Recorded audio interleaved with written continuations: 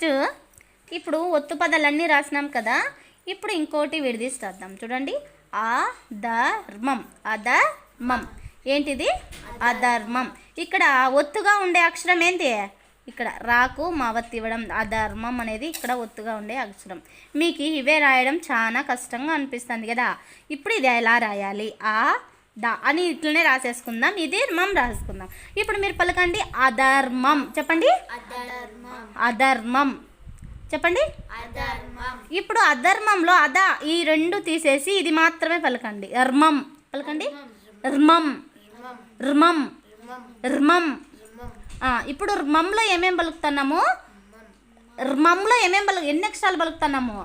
2. ఏవేవి పలుకుతున్నాము? రా. Very good. రా మా. ఈ 2 అక్షరాలని పలుకుతున్నాం. రాను పలుకుతున్నాం, మాని కూడా పలుకుతున్నాం కదా. ఇప్పుడు ఫస్ట్ పలికే ఈ అక్షరాన్ని ఏం చేయాలంటే అక్షరంగానే రాసుకోవాలా? చెప్పు మోక్షిత్. ఫస్ట్ పలికేదాన్ని ఏం చేయాలా? అక్షరంగానే రాసుకోవాలా. నెక్స్ట్ ఇక్కడ ఇదేముంది? ఇప్పుడు